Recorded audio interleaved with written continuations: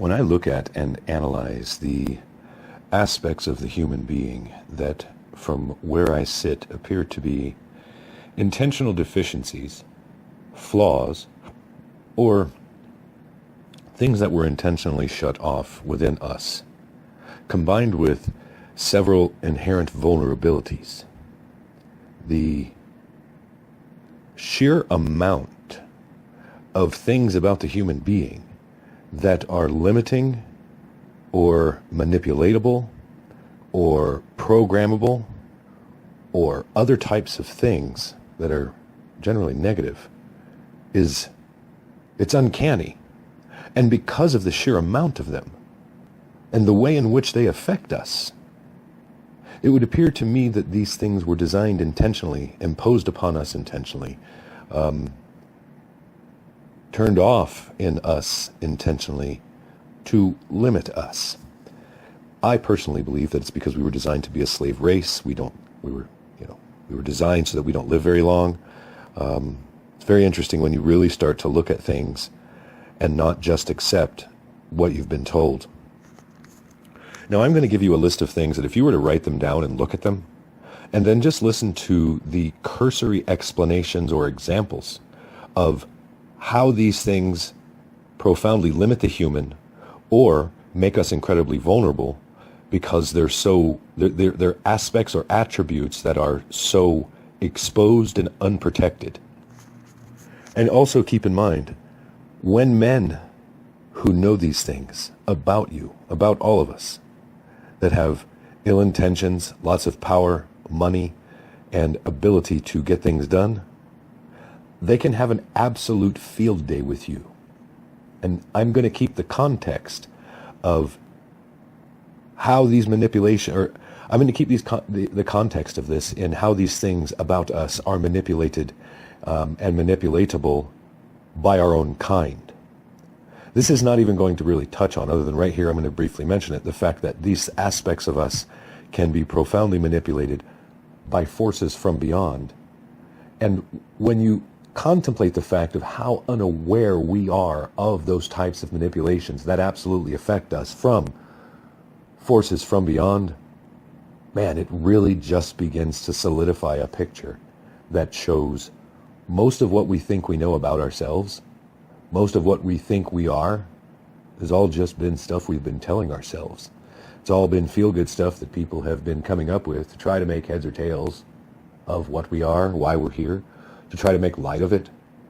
But I tell you, and I mean this, when you really start looking into this, when you really start looking at the nuts and bolts of the equations that govern us, that make us up, that are manipulatable within us, because these equations can receive input, so the output, the outcome of working the equation can vary. And when there are people that know more than you that can, how do I say this, do things in such a way that limit what you think, what you know, what you believe, limit your knowledge, confine your perception into a box, at that point, you really are, even though you're not cattle, you can be and are treated and looked upon as nothing more than cattle. We're extracted from. And a lot of the ways that we're extracted from are by wicked men who capitalize on these aspects of us, ensure in as much as they can that we remain ignorant to these aspects of us, so that we cannot defend ourselves, protect ourselves, and remain as ignorant as lab mice as to what's being done to us. Now, on to the things that are the quote-unquote equations that make us up. Whatever designed us, and I do not think it was this thing called God. I really think we were engineered by a species of other beings that decided to use us for a slave race, engineered us to live very short lives, engineered us with a lot of genetic defects, and turned a lot of aspects of us off. The mind is compartmentalized. And if you know anything about it, we use 5% of the conscious mind runs 5% of the show. That's where analysis and thinking and things of that nature take place. And it's where the filters are. It's where the awareness is. The subconscious mind runs 95% of the show. And by and large, whatever I can get into the subconscious mind will be with you for most or all of your life. And there are men that have worked diligently to understand the techniques and strategies by which they can bypass the subconscious mind and get their ideas and influences into your subconscious minds. And what this paints a picture of is that we're easily manipulatable because we're unaware of this. We're unaware of the aspects of us as far as developmental and the levels of programming that go on or that need to go on in a healthy human environment. When you have wicked men that understand this and want to capitalize on it, they take advantage of this developmental aspect of us and implant our minds with their ideas and put seeds into our minds that ultimately disempower us and do all kinds of other things. This part of us, this central focus of the human experience is the mind, and we don't have direct control over what goes into the mind, the subconscious mind, while we're in that developmental stage to a large degree. That's the only protector of that is largely our parents. And in the world we live in today, our parents are oblivious of this stuff. And despite what efforts aware parents put into protecting the minds of their child and what goes into it, the world and society that we have seen cultivated all around us is so toxic that inevitably something or many things are going to get through the veil that the parents have put around the child's mind to protect the child's mind while it's developing so that it can develop into a healthy and balanced being that has an accurate or fairly centered perception of the world in which it lives. So there's the aspect of the mind. Number one, compartmentalized, conscious, subconscious, no access to the subconscious. Other people can program and do program the subconscious, no direct access to get in there and remove the things of the subconscious. This seems pretty limited. This seems pretty disempowering for the human when, for such a long time, to such a large degree, in these developmental stages of the human life, of the human being, there's all kinds of thought parasites, fear parasites, and just maliciously planted things that go into the mind that are malignant or will grow into malignancies. So I could really dive deeply into that whole topic of our minds and what men have done to it or are doing to it. But that's a different video or a different topic for a different time. I've done videos on this where I've scratched the surface of these things on some levels. So another aspect of us where things have been limited, turned off, inhibited within us is that the inward journey is firewalled off. There's a reason why most people on the planet don't have an inward journey or a meditative process as a practice. I would suggest to you that if it was easy to do or even mildly challenging to do, moderately challenging to do up even, that if people could see that there was something there, if people had glimpses of breaking through, that they would probably continue to do it knowing that there's more to the journey. We don't see that on this planet because by and large, for most people, the inward journey has been firewalled off. Could you meditate and get calm? Sure. Can you meditate and get kind of centered in your energy? Sure. But breaking through the veil and quote-unquote going inward and finding all of the answers and tapping into source and all that other stuff, as at least we've been led to believe this process brings us, that's been firewalled off. The human only uses 10 to 12% of its brain capacity, and I guess you could say up to 20% of its brain capacity at the highest levels of human intelligence. Something did that to us on purpose. There's DNA within the human that's shut off, and modern medicine calls it junk DNA. Modern science thinks it's junk DNA and that it's all bullshit. Well, I think it's been turned off. I think that our engineers used aspects of their genetic code to develop us further, to give us more capabilities than we would have otherwise had as the race of whatever kind of beings we were. They had to use aspects of their own genetic code to increase our intelligence or something. So rather than slice and dice DNA and get it all put back together the right way, it's kind of challenging to do that, even probably for them. I think it's easier, especially with their knowledge, to turn it off. It's probably neater. It's probably a lot more neat in its effect. And yeah, it's just been turned off, and modern science hasn't been able to figure out how to turn it back on. We have so the brain's firewalled off, DNA is shut off, the inward journey shut off. We have relatively bad memories as a species because, we forget much through the course of a lifetime. And things like photographic memories, while that seems possible, we get a glimpse of what we're capable of, what we have the potential for, but it's been shut off. And when and where we see it, it's generally an anomaly. Long periods of deep thinking, deep analysis, or long periods of feeling, deep emotional feelings, heavy feelings, this stuff is extremely draining on the human being. It's draining on the brain, it's draining on the body, and you can take a serious power nap after engaging in prolonged periods of deep thinking, analyzing, or feeling something. Combine the three of those with an emotional charge, or thinking and analyzing with an emotional charge, and oh boy, does that drain the human being. We deplete very quickly. That was by design. There's a reason why most people don't engage in long periods of deep thinking and analyzing and things of that nature, because it is extremely draining, and that's, like I said, that's why people don't do it and won't do it. So another aspect of us, we're psychologically based beings, mind-based beings. So if you can screw up the psychology of the human being, if you can knock the psychology off of center, off of balance by way of traumas, while the child is, or while the human is developing, or psychological damage by way of, well, just all kinds of things that can be done in days of old and current days that can be as damaging or more damaging to the human being as physical injury or trauma to the body. If you mess up or mess with the mind of a developing child or a teen or even early adult, you can completely and utterly change the outcome of that person's experience in life, their perceptions, their mindsets, and you can do that in an extremely unhealthy way. That's an aspect of us that's incredibly vulnerable to wicked men with malicious intentions that desire for you to be slave-minded. And the fact that we have so little of an innate mechanism to get back to center. I mean, we have some mechanisms to depressurize. Even, the human can cry under periods of intense stress. We in our society think that's what chicks do, but for the human, if you're, functioning right, even as a guy, that's something to depressurize, I suppose, to get some of the stress out of you. The energy of it out of you, so that it doesn't kill you. But getting back to center, being a balanced being, becoming a balanced being again, when you psychologically traumatize or damage the human, that can be virtually impossible. And when you do that stuff to the developing child, and I would suggest to you that there's been an all-out assault on the developing children for a long time. And this is aside from the toxicity of families and what they do to their own kids that damages their minds profoundly from traumas.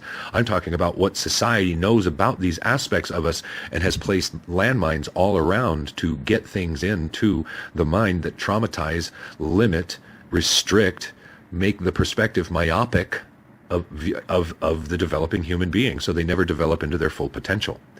We don't have any inherent protection mechanism for the mind.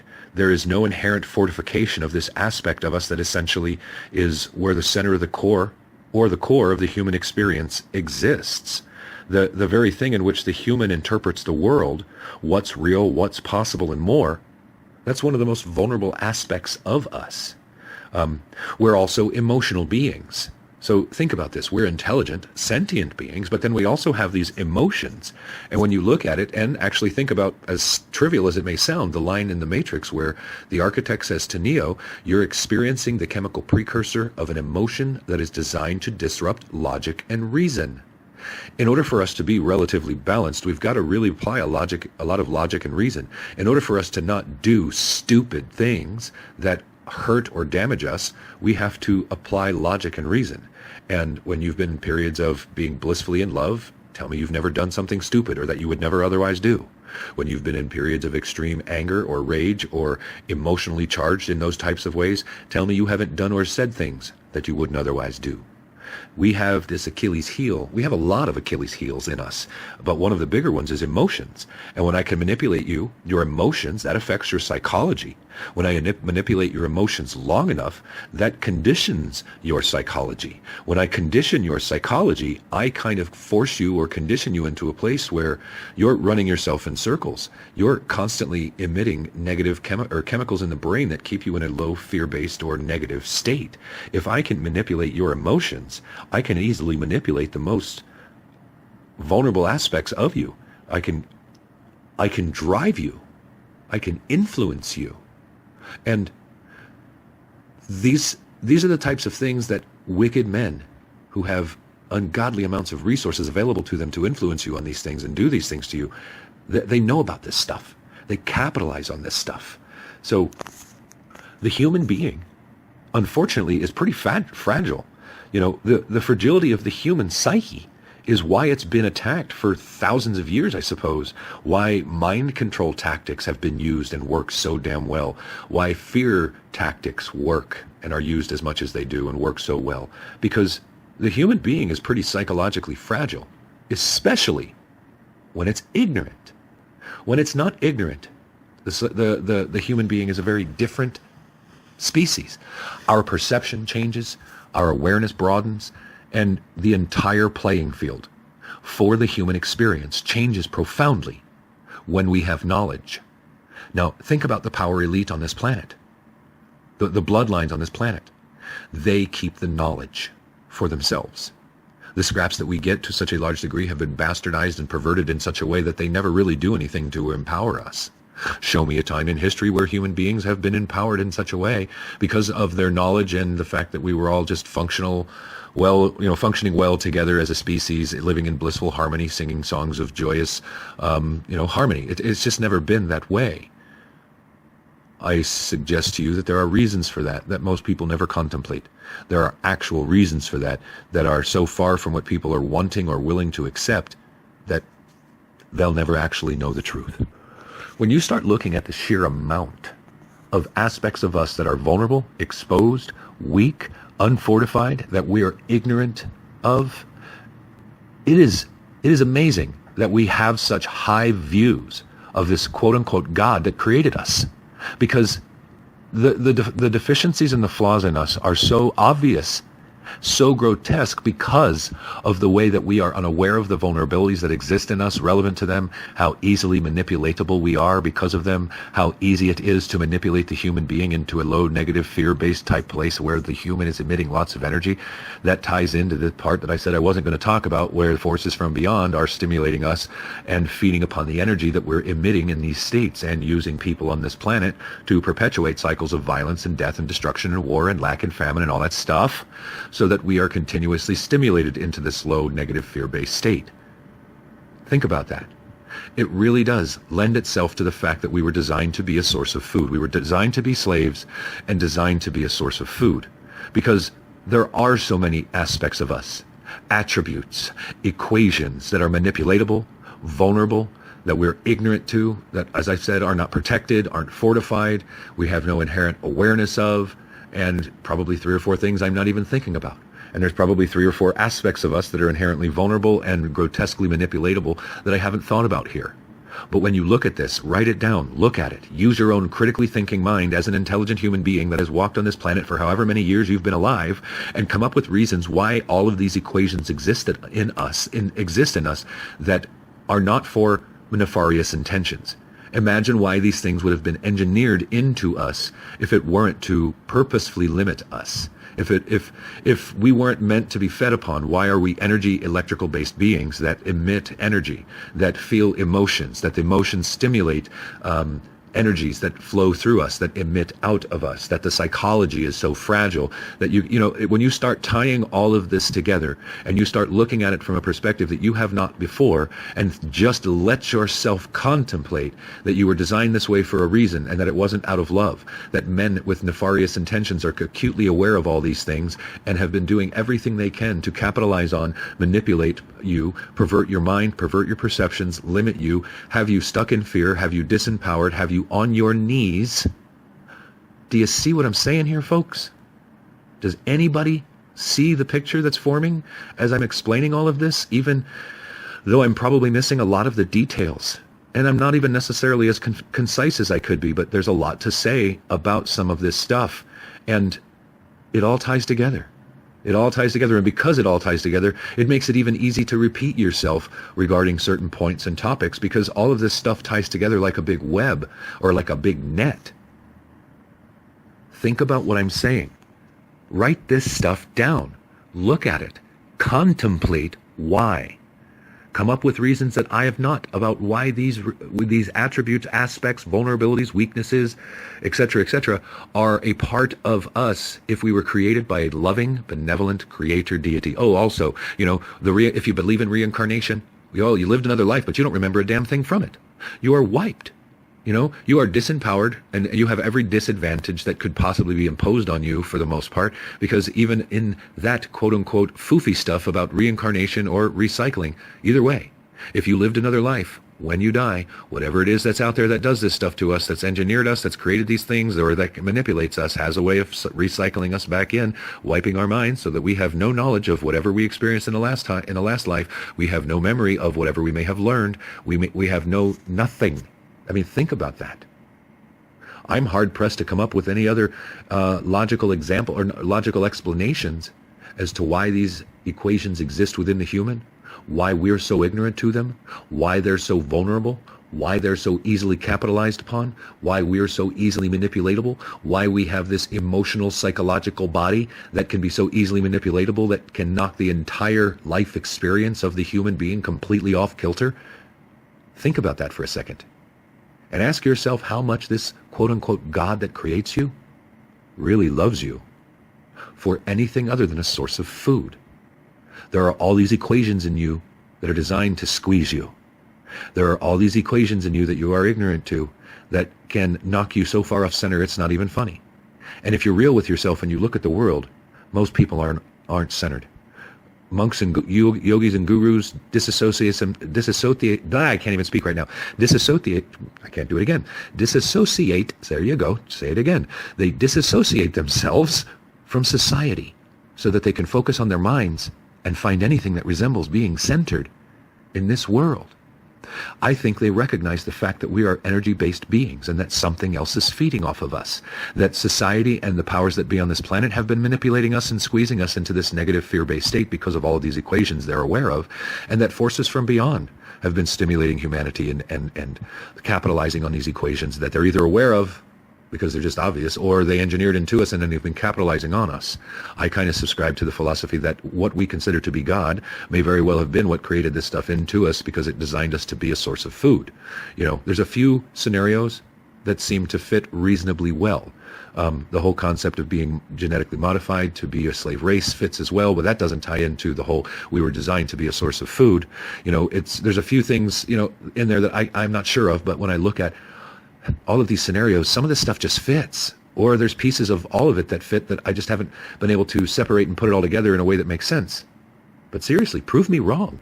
Show me where my logic and reasoning with regards to identifying these things, calling them out for what they are, what men have been doing to them, what forces from beyond have been doing to them. And again, forces from beyond. You can say I'm weird because I'm talking about that, but if you believe in God and the devil, if you believe in Jesus and the Satan and all that other stuff, these are forces from beyond. So we can keep it contained to that myopic little Christian or religious box of, at least in that context, there's forces from beyond. Well, I subscribe to the fact that there's a lot of life out there in the universe, and it exists right here with us in the electromagnetic spectrum in which we live. It's just we are so limited that we don't have the perception of them. We cannot see them, hear them, or sense them. But interestingly enough, they can see, hear, sense, and mess with us. They have the ability to get into the frequency range in which our minds or our consciousness operates in. That's how and why they can plant ideas into our heads. That's how and why schizophrenics literally hear audible voices. That's how and why we have thoughts go through our head that we, if we think about them, are so horrible, it's abhorrent, and most of us will never admit this, but if we think about them, we can conclude relatively easily that these are not a part of us. There's reasons for all of this stuff. But nobody notices, nobody cares. Everybody's just more interested in the next gadget or gizmo or triviality in this world that can entertain them or occupy their mind in some way that keeps them from knowing the truth, keeps them from wanting to gain knowledge that helps them to better understand the world that they were born into, why it works the way it does, and understand the aspects of them that are so manipulatable so that they can become aware of this in as much as they need to begin to take action to protect these aspects of themselves, to shore up these aspects of themselves, if you will, to strengthen the mental muscles, to strengthen the emotional muscles, to strengthen these things within the psychology of the mind. I guess that's the mental muscles, to strengthen these things within us that are so grotesquely vulnerable, easily manipulatable, and so obviously capitalized on in most of the human species.